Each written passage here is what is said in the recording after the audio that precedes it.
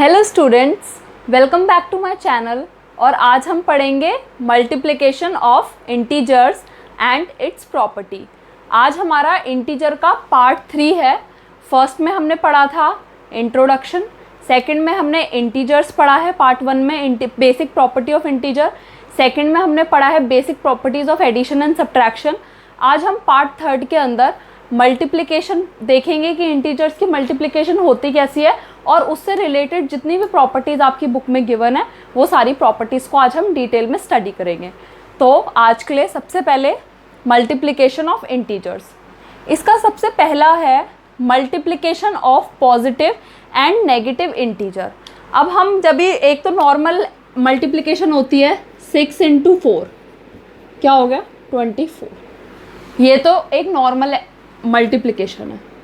अब अगर हमारे को एक पॉजिटिव नंबर चाहिए और एक चाहिए हमें नेगेटिव नंबर, तो हम इसे लेंगे -6 × 4, तो ये क्या हो जाएगा -24।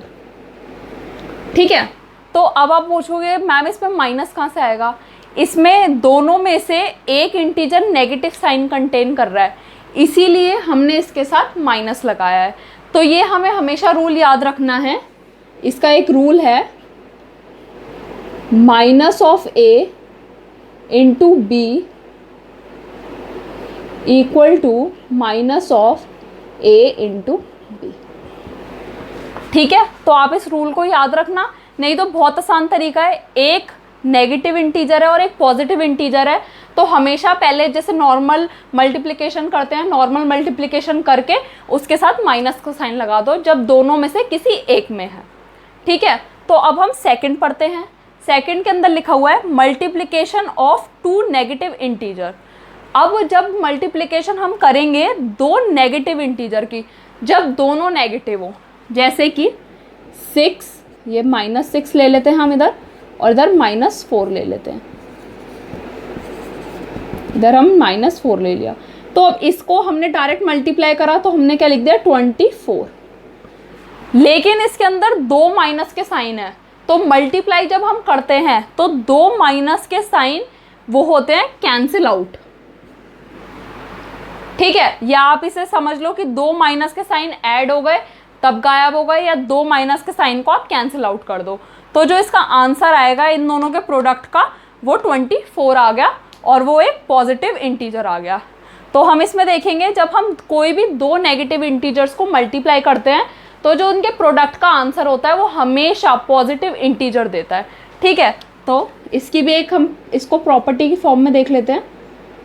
-(a) × -b equal to a × b। ठीक है, तो अब आपको ये भी समझ में आ गया होगा। अब थर्ड है हमारा, और ये सबसे ज़्यादा इम्पॉर्टेंट है, प्रोडक्ट ऑफ 2 और 3 नेगेटिव इंटीजर्स। अब हमने 2 नेगेटिव इंटीजर्स का प्रोडक्ट तो देख लिया, 2 नेगेटिव इंटीजर्स का प्रोडक्ट जो है वो पॉजिटिव है, लेकिन 3 नेगेटिव इंटीजर्स का क्या होगा, 3 नेगेटिव इंटीजर्स का प्रोडक्ट क्या होगा। जब हमने देखा कि हमारे पास 2 नेगेटिव जब नंबर थे तो हमने उसे पॉजिटिव बना दिया। अब हमारे पास 3 नेगेटिव नंबर होंगे तो हम कैसे करेंगे, -6 × -4 × -2। अब इन दोनों का तो हमने आपस में कैंसिल कर दिया, पर एक तो बची क्या, तो ये हो गए 24 और इसको मल्टीप्लाई करके हमारा आ गया 48। और यहाँ पर हमारा एक माइनस का साइन था ही, तो इसलिए हमने इधर लगा लिया। ठीक है, तो हमने इधर लगा लिया। तो हमें इस पूरा ओवरऑल थर्ड वाले के कंक्लूजन से हमें ये पता चलता है कि जब भी इवन नंबर के जो हमारे नंबर्स होते हैं, जैसे इवन नंबर ले लिया 2, 4, 6, 8, ऐसे करके जितने भी नंबर्स को अगर हम मल्टीप्लाई करते हैं तो वो हमेशा हमें पॉजिटिव इंटीजर देंगे। लेकिन अगर हम ऑड नंबर्स को मल्टीप्लाई करेंगे तो वो हमें नेगेटिव इंटीजर्स देंगे। ठीक है, तो इनकी बस यही प्रॉपर्टीज़ थी। तो इसको मैं एक रिटन फॉर्म में आपको लिख के दिखाती हूँ।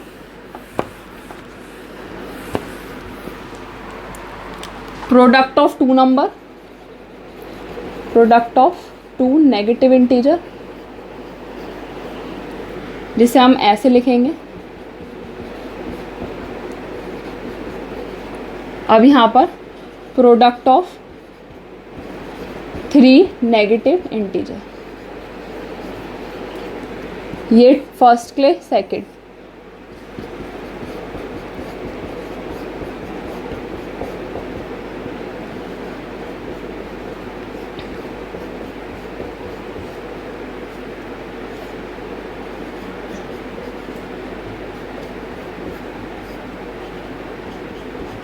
तो ये हमारा आ गया। तो for odd number product is negative integer और for even number product is positive integer. तो बस मल्टीप्लिकेशन में यही चीज़ें थी बताने की। हम जैसे मल्टीप्लाई करते आ रहे हैं छोटी क्लासेस से, 2 × 2 4, ऐसे ही हम डायरेक्ट इसमें इंटीजर्स में भी मल्टीप्लाई करते हैं, बट हमें इंटीजर्स में साइन का ध्यान रखना पड़ता है। पॉजिटिव होता है तो हमेशा आंसर हमारा पॉजिटिव आता है, लेकिन अगर नेगेटिव होता है तब भी हमारा आंसर पॉजिटिव आता है, और एक नेगेटिव एक पॉजिटिव होता है तो हमेशा हमारा आंसर क्या आता है, negative. Start with the properties of multiplication. तो आज हम मल्टीप्लिकेशन की प्रॉपर्टीज़ पढ़ेंगे, जिसमें फर्स्ट प्रॉपर्टी है क्लोजर अंडर मल्टीप्लिकेशन। जैसे हमने पढ़ा था closure under addition, closure under subtraction, तो ऐसे ही हम सेम पढ़ेंगे क्लोजर अंडर मल्टीप्लिकेशन। इसका मतलब क्या होता है, जब a into B equals to c, तीनों जो होते हैं वो इंटीजर्स होते हैं। मतलब फर्स्ट नंबर का प्रोडक्ट जब हम सेकेंड नंबर के साथ करते हैं, जो उसका रिजल्ट आता है वो भी इंटीजर होता है। ठीक है, तो अब इसको हम एग्जाम्पल से समझ लेते हैं। 8 × 4 इक्वल्स टू 24, 8 × -4 इक्वल्स टू -24। ये आप देख रहे हो कि जो हम 8 × 4 कर रहे हैं तो 24 आ रहा है, और 8 × -4 कर रहे हैं तो -24 आ रहा है। ये भी इंटीजर है और ये भी इंटीजर है। जब हमने दो इंटीजर्स को मल्टीप्लाई करा तो जो हमारा रिजल्ट आया वो भी इंटीजर है। तो ये जो हमारी क्लोजर अंडर मल्टीप्लिकेशन वाली प्रॉपर्टी है, ये इसको बताती है a × b equals to c, ये इंटीजर्स हैं। ठीक है, जो फर्स्ट नंबर है जब उससे हम सेकंड से मल्टीप्लाई करेंगे, जो उसका रिजल्ट आएगा वो भी इंटीजर होगा। ये इस प्रॉपर्टी के अंदर है, क्लोजर अंडर मल्टीप्लिकेशन। तो अब हम सेकंड प्रॉपर्टी करते हैं, कम्यूटेटिविटी ऑफ मल्टीप्लिकेशन। तो कम्यूटेटिविटी जैसे हमने पढ़ा था, commutative property of addition, commutative property of subtraction, जो कि फॉलो नहीं करती। तो अब हम पढ़ते हैं कम्यूटेटिविटी ऑफ मल्टीप्लिकेशन। तो इसको हम कैसे करेंगे, a × b equals to b × a। तो हम इसका एक एग्जाम्पल देख लेते हैं। 8 × -4 और -4 × 8।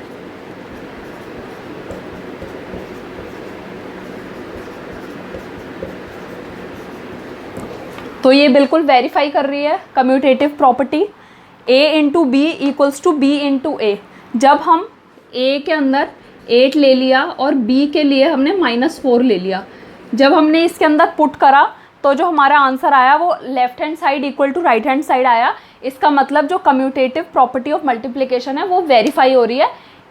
उसके बाद अब हम थर्ड प्रॉपर्टी पढ़ते हैं। तो अब हम थर्ड प्रॉपर्टी पढ़ते हैं, मल्टीप्लिकेशन बाय ज़ीरो। इसके अंदर क्या होगा, a × 0 equals to 0 × a equals to 0। आपको पता ही, आप बचपन से ये पढ़ते हुए आ रहे हो कि जब भी हम किसी भी नंबर को 0 से मल्टीप्लाई करते हैं तो उसका आंसर हमेशा 0 आता है। तो इसका भी हम एक एग्जांपल ले लेते हैं। 8 × 0 इक्वल्स टू 0 × 8 इक्वल्स टू 0। तो ये वाली प्रॉपर्टी भी वेरीफाई करती है। ठीक है, अब हम देखते हैं मल्टीप्लिकेटिव आइडेंटिटी। मल्टीप्लिकेटिव आइडेंटिटी में क्या होगा, हम आइडेंटिटी को ले लेते हैं 1।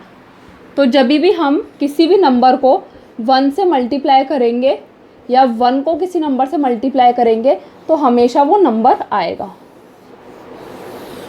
इसका भी एक एग्जाम्पल ले लेते हैं, जैसे कि 8 into 1 equals to 1 into 8 equals to 8। या फिर अब हम इसका एक नेगेटिव एग्जाम्पल भी लेके देख लेते हैं, -8 into 1 equals to 1 into -8 equals to -8। तो इससे आपको समझ में आ गया होगा मल्टीप्लिकेशन और बाय ज़ीरो और multiplicative identity. Multiplication by zero में तो आपको सीधा सीधा दिखाई दे रहा है कि इसे हमने ज़ीरो से मल्टीप्लाई करके तो जो इसका प्रोडक्ट का जो आंसर आया है वो आया है ज़ीरो। और जो मल्टीप्लिकेटिव आइडेंटिटी है इसके अंदर जो इसका रिजल्ट आया है, जब हमने इसे 1 से मल्टीप्लाई करा है तो हमें सेम नंबर मिल रहा है। ठीक है, अब हम इसकी फिफ्थ प्रॉपर्टी पढ़ते हैं, एसोसिएटिविटी ऑफ मल्टीप्लिकेशन। जैसे हमने एसोसिएटिविटी ऑफ एडिशन भी किया था, सब्ट्रैक्शन भी किया था, ऐसा ही सेम मल्टीप्लिकेशन का भी है, बट उसके अंदर साइन जो है वो मल्टीप्लाई का आ जाएगा। जैसे कि a इंटू बी, इसको ब्रैकेट में लेंगे हम, into c equals to a into b into सी। तो आपने देखा a into b plus into c equals to a बाहर रखा b इंटू सी। अब हम इसका एक एग्जाम्पल ले लेते हैं, हम यहाँ पे a equals to 2, b equals to 4 और c इक्वल्स टू 6। ठीक है, अब हमने ये एग्जाम्पल ले लिया। अब हम इसके अंदर पुट करते हैं, putting the values in identity. Identity के अंदर हम वैल्यूज़ लिखेंगे, तो हम सबसे पहले आइडेंटिटी लिख लेते हैं, a into b into c equals to a into b into c. अब a जो है वो 2 है, b जो है वो 4 है और c जो है वो 6 है। a जो है वो 2 है, ये मल्टीप्लाई कर दिया, ये 4 है और ये 6 है। तो 2 इंटू 4 8, ये हो गया 6, ये हो गया 2 इंटू 6 4 24, ये भी 48 है, ये भी 48 है। तो LHS इक्वल्स टू RHS। ये हमने पूरी जब इसको वेरीफाई करा तो ये LHS इक्वल टू RHS आ रहा है, मतलब हैंस वेरीफाइड। तो ये मल्टीप्लिकेशन के लिए ये वाली आइडेंटिटी, एसोसिएटिव आइडेंटिटी वेरीफाई हो रही है। तो अब इसमें मैं एक नेगेटिव नंबर लेके भी आपको समझा देती हूँ।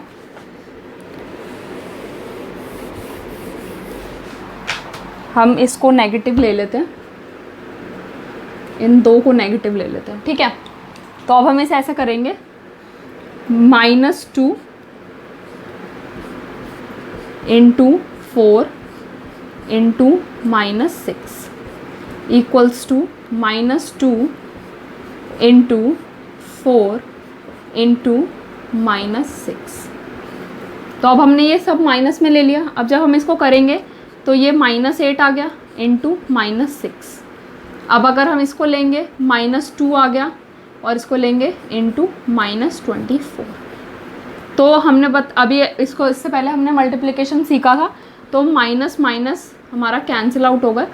अब इधर आ गया हमारा 24 का, हमारा आ गया 48, हमारा आ गया 48। तो इसमें भी LHS इक्वल्स टू RHS। आप इसमें कोई भी वैल्यू पुट करके देख लेना, इसमें चाहे तीनों जो आपके ABC हैं इन तीनों की वैल्यू नेगेटिव रख लो, चाहे फर्स्ट की वैल्यू पॉजिटिव कर लो, कुछ भी, मतलब कोई भी एग्जांपल आप कोई भी न्यूमेरिकल वैल्यू लेके आप इस वाली आइडेंटिटी में अगर लगाओगे तो ये हमेशा वेरीफाई करेगी। ठीक है, तो अब हम इसकी लास्ट प्रॉपर्टी पढ़ते हैं, डिस्ट्रीब्यूटिव प्रॉपर्टी। डिस्ट्रीब्यूटिव प्रॉपर्टी में दो इसके फॉर्म हैं, एक है a इंटू बी प्लस सी जो कि एडिशन के लिए यूज़ हो रहा है, और एक है a इंटू बी माइनस सी जो कि सब्ट्रैक्शन के लिए यूज़ हो रहा है। तो ये दोनों चीज़ें मैं आपको इसका एक एग्जाम्पल लेके बताती हूँ। तो ये फर्स्ट वाले का एग्जाम्पल मैं बता रही हूँ आपको अभी। a हमने 2, b 4 और c 6। मैं इजी एग्जाम्पल इसलिए लेती हूँ ताकि हमें इसे कैलकुलेट करने में ईजी हो और आप लोगों को अच्छी तरीके से समझ में आ जाए। ठीक है, तो अब हम इसके अंदर पुट करते हैं 2 इंटू 4 प्लस 6। तो ये पूरी एक हमने लेफ्ट हैंड साइड लिख लिया है। अब हम राइट हैंड साइड लिखते हैं 2 इंटू 4 प्लस 2 इंटू 6। अगर हम इसको करेंगे तो 2 इंटू 10 और इसको करेंगे तो 8 + 12, तो ये 20 हो गया और ये हो गया 20। तो left hand side equals to right hand side. तो इसके लिए ये वेरीफाई कर रही है, जब a into b plus c होता है तब a into b plus a into c होता है। तो हमारे लिए ये डिस्ट्रीब्यूटिव प्रॉपर्टी हेंस वेरीफाइड। ठीक है, अब हम इसे सब्ट्रैक्शन के लिए देख लेते हैं। आप इसमें कोई भी वैल्यू पुट कर सकते हैं इर्रिस्पेक्टिव ऑफ साइंस, तभी भी ये फॉलो करेगा। तो अब हम इसे सेकंड वाले के लिए देख लेते हैं, नेगेटिव के लिए। तो इधर a into B minus C equals to a into B minus a into सी।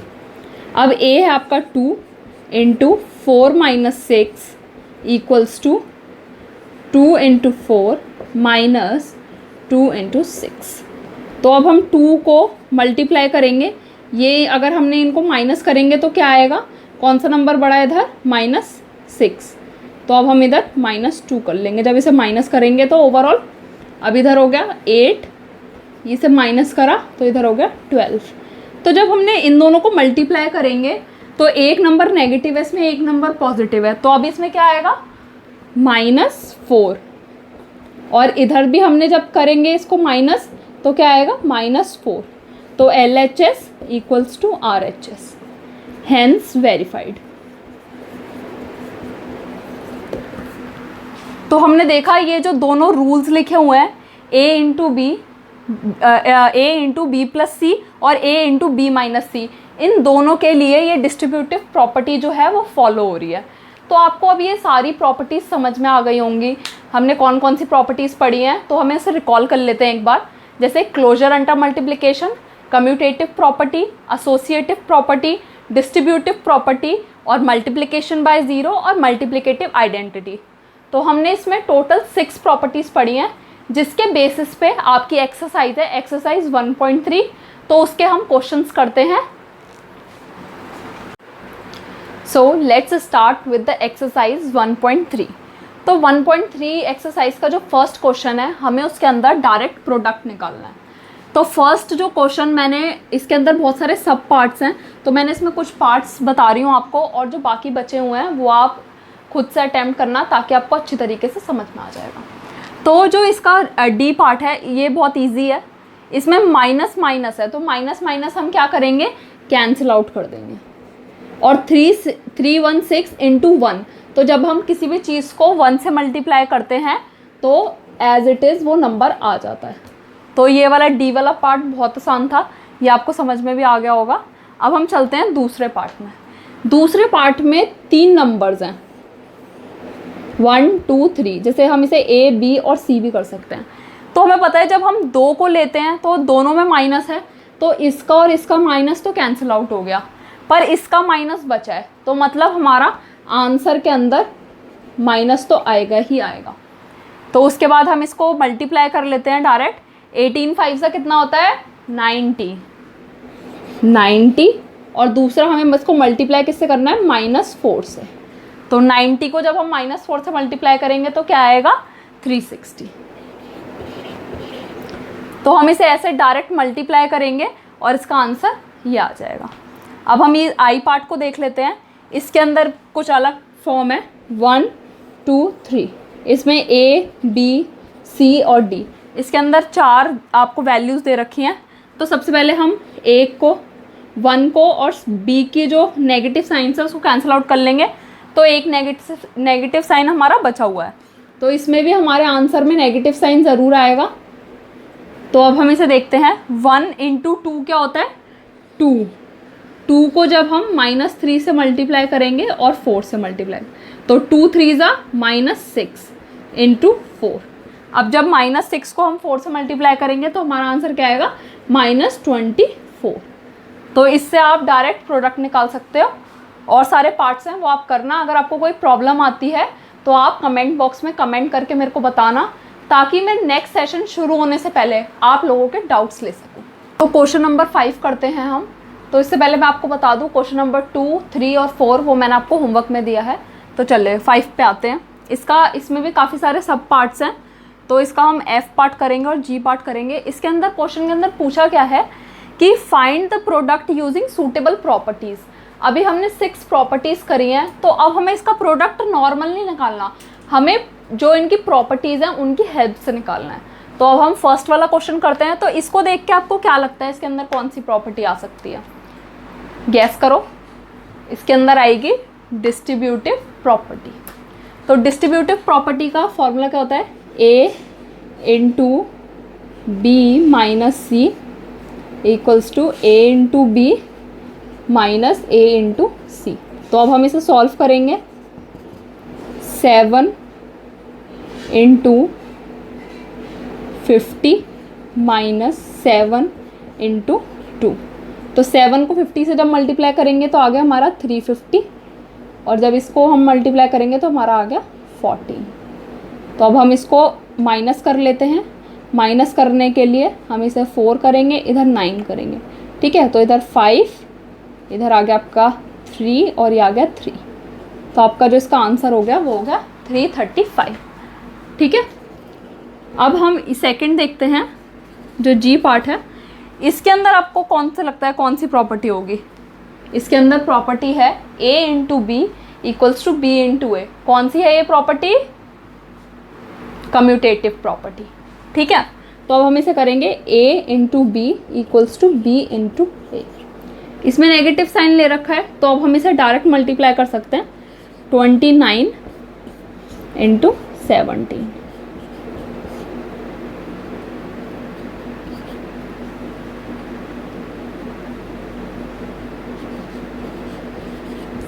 ठीक है। तो अब इसका आंसर आ गया हमारा 493।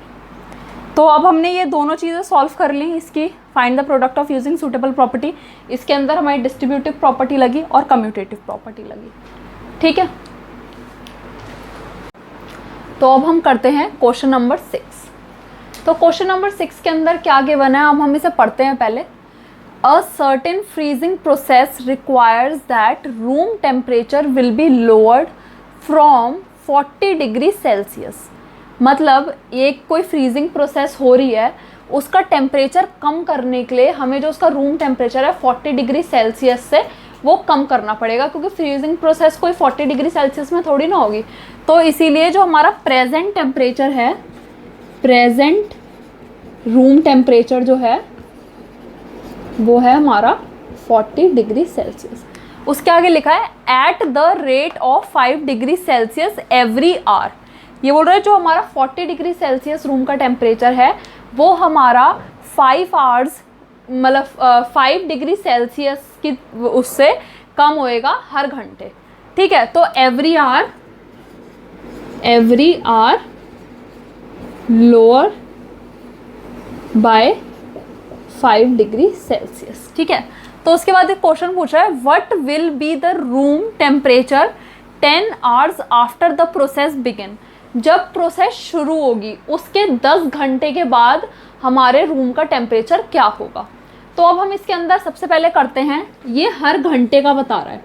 जब 1 घंटे के अंदर 5 डिग्री सेल्सियस टेम्परेचर लो हो रहा है तो 10 आवर्स के अंदर कितना होगा। तो अब हम इसे क्रॉस मल्टीप्लाई कर सकते हैं। तो यहाँ x कर देंगे और 50 इंटू 10 कर देंगे, तो x इक्वल्स टू हमारा 50 डिग्री सेल्सियस आ जाएगा। तो ये आपको समझ में आ गया होगा कि जब 1 घंटे के अंदर हमारा 5 डिग्री सेल्सियस लो हो रहा है तो 10 आवर्स के अंदर हमारा कितने डिग्री सेल्सियस लो होगा। तो ये 50 डिग्री सेल्सियस लो होगा। अभी रूम का टेम्परेचर जो प्रेजेंट टेम्परेचर है वो है 40 डिग्री सेल्सियस, ये हमारा प्रेजेंट है। और ये जब 10 घंटे के बाद, यहाँ पर ये आफ्टर 10 आवर्स, आफ्टर 10 आवर्स हमारा है 50 डिग्री सेल्सियस। तो इसमें पूछा है कि what will be the room temperature after 10 hours. 10 hours के बाद रूम टेम्परेचर कितना होगा। तो 40 डिग्री है ही, और हमने इसमें 50 डिग्री, इसको टोटल जो इसके आवर्स हैं उसमें 50 डिग्री हुआ है, तो अपने इसको माइनस करके निकाल लेते हैं। तो इधर आ जाएगा -10 डिग्री सेल्सियस। तो जब आपका रूम का टेम्परेचर प्रोसेस स्टार्ट होने के 10 घंटे के बाद आपका रूम का टेम्परेचर -10 डिग्री सेल्सियस हो जाएगा। तो अब हम इसका आंसर ऐसे लिखेंगे, what will be the the room temperature after 10 hours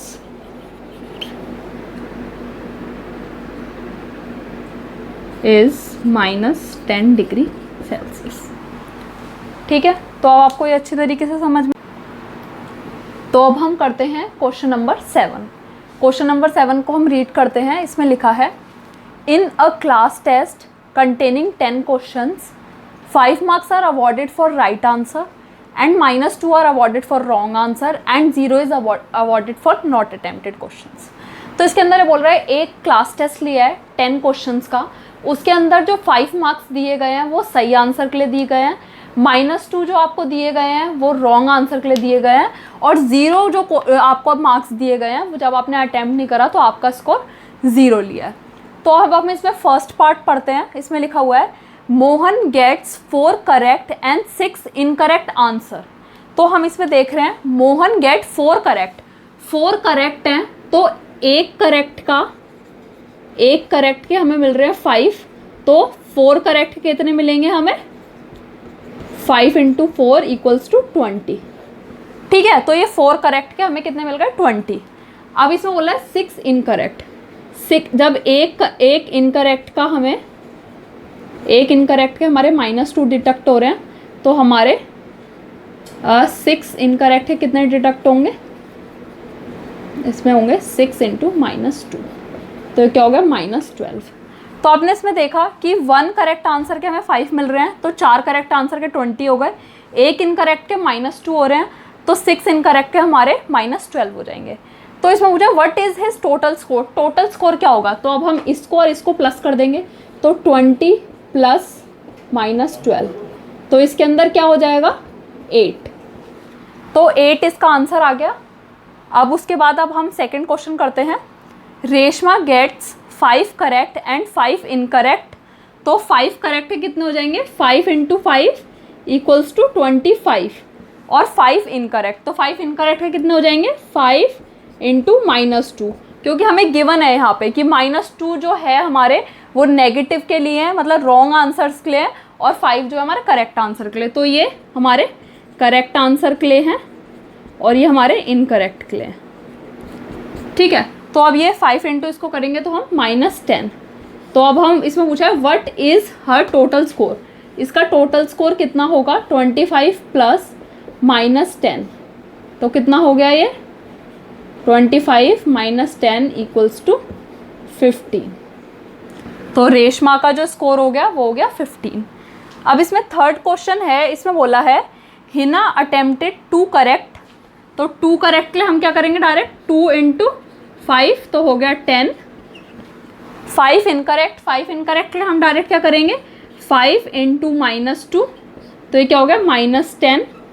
उसके लिखा है ऑफ 7 शी अटेम्प्टेड, तो सिर्फ 7 क्वेश्चन का है, ये टोटल हमें दिखाई दे रहा है 7 क्वेश्चन का है, तो 3 क्वेश्चन का जो है वो 0 है, तो यहाँ पे हम लिख देंगे 0।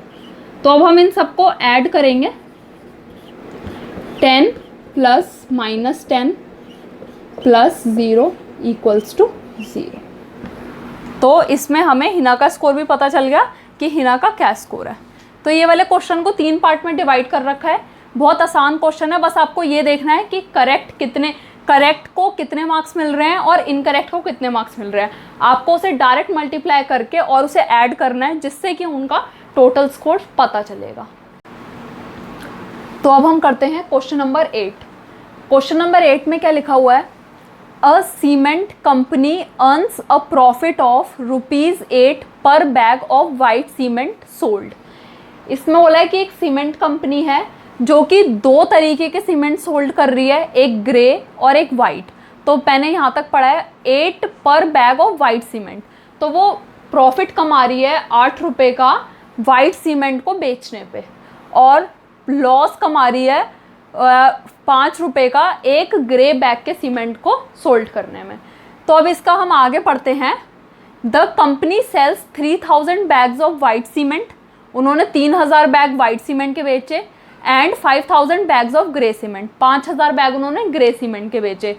इन अ मंथ, एक महीने का बता रहा है ये कि 3000 बैग इन्होंने वाइट के बेचे और 5000 बैग इन्होंने ग्रे सीमेंट के बेचे, तो इन्हें प्रॉफिट हुआ या लॉस हुआ? तो अब हम इसे कैसे निकाल सकते हैं? हमें पता है एक वाइट सीमेंट के बैग के ऊपर 8 रुपीज़ का प्रॉफिट हो रहा है और एक ग्रे सीमेंट के बैग के ऊपर 5 रुपीज़ का लॉस हो रहा है। तो लॉस को हम माइनस से दिखा सकते हैं, ठीक है। तो मैंने इसे इधर माइनस से दिखा लिया है। अब हम इसके आगे करेंगे, जब एक वाइट सीमेंट का 8 रुपये है और एक ग्रे सीमेंट का 5 है, तो यहाँ 3000 बैग्स हैं जो वाइट सीमेंट के हैं, तो 8 × 3000, और जो इधर है ग्रे सीमेंट के 5000 बैग्स हैं, तो इधर 8 के 5000 बैग्स हैं। तो अब हम इसको मल्टीप्लाई करेंगे तो ये 24,000 आ गया और ये आ गया 25,000।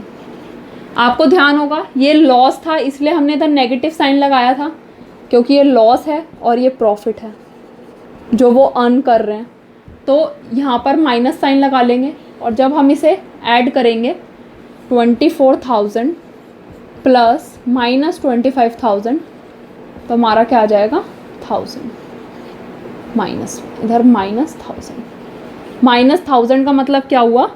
Loss of ₹1000।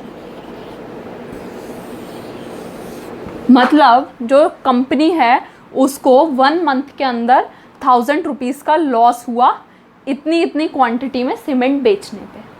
तो अब हम इसका बी पार्ट करते हैं। इसमें है what is the number of white cement bags it must sell to have neither profit nor loss. मतलब ये पूछ रहा है आपसे कि उसे कितने वाइट सीमेंट बैग बेचने चाहिए जिससे कि उसे ना प्रॉफिट हो ना लॉस हो। If the number of grey bags sold is 6400 bags, जब इसने ग्रे बैग्स जो हैं वो 6400 सेल कर चुका है। तो अब हमें ग्रे बैग्स का और वाइट बैग्स का जो नंबर है सीमेंट उसका, तो वो हमें इक्वल करना है, ठीक है। तो इसको शेयर को हम ऐसे इक्वल करेंगे, 6400 बैग्स उसने बेचे, कितने के लॉस पे बेचे होंगे? 5 के लॉस पे, ठीक है। तो ये 5 के लॉस पे उसने बेचे। तो अब हम इसको जब मल्टीप्लाई करेंगे, ये आ गया 32,000, उसे 32,000 का लॉस हुआ है, ठीक है। तो अब हम इसे इक्वल टू रखेंगे अपने वाइट बैग के। तो वाइट बैग हमें पता नहीं है कितने हैं, तो अब हम इसे x मान लेंगे, x मान लिए, और इस पे जो प्रॉफिट हो रहा है वो 8 रुपीज़ का हो रहा है, 8 रुपीज़ का प्रॉफिट हो रहा है। इसको इक्वल हमें इन दोनों को निकालना है, इक्वल निकालना है कि इसके और इसके, जब दोनों के पैसे बराबर हो, उसे ना प्रॉफिट हो ना लॉस हो। तो अब इसे इतना तो लॉस हो चुका है, तो इसके प्रॉफिट को बैलेंस करने के लिए हमें देखना होगा कि इसको हम कैसे निकाल सकते हैं। तो आगे देखिए 32,000, ठीक है, 32,000। अब इसको हम आगे सॉल्व कर लेंगे। x = 32,000 divide by 8। अब हम इसे कैंसिल आउट करेंगे तो x = 4000। जो टोटल वाइट सीमेंट के बैग्स आए हैं वो कितने आए हैं? 4000। Total bags of white cement is 4000। किस लिए? उन दोनों का ना उसमें प्रॉफिट हो ना लॉस हो, इन दोनों की जो अमाउंट है उसको बैलेंस करने के लिए उसे 4000 वाइट सीमेंट के बैग बेचने ज़रूरी हैं। तो अब हम क्वेश्चन नंबर 9 करते हैं। इसके 4 पार्ट्स हैं, मैंने एक पार्ट आपको समझा रही हूँ, बाकी आप खुद ट्राई करना। Replace the blank with the integer to make it true statement. जो ये ब्लैंक गिवन है इसके अंदर कोई ऐसा इंटीजर डालना है जिससे कि ये स्टेटमेंट ट्रू हो जाए। तो हम इसे कैसे करेंगे? हम इसको यहाँ पर x मान सकते हैं, इसको हमें ट्रू बनाना है, left hand side equal to right hand side करना है, तो अब हम इसको x मान लेते हैं। तो यहाँ पर 5 × x = -35। अब x को इधर ही रहने देंगे, इसको हम इधर ले जाएंगे, डिवाइड करेंगे। जब -35 डिवाइड बाय 5 ये होगा तो इसको फिर कैंसिल आउट करेंगे, 5 7 ज़ा 35। तो x की जो वैल्यू होगी वो -7 होगी। जब हम इस वैल्यू को इधर पुट करेंगे, जैसे 5 इंटू -7 इक्वल्स टू 35, तो ये भी 35 है और ये भी 35 है, तो LHS equals to RHS, hence 10।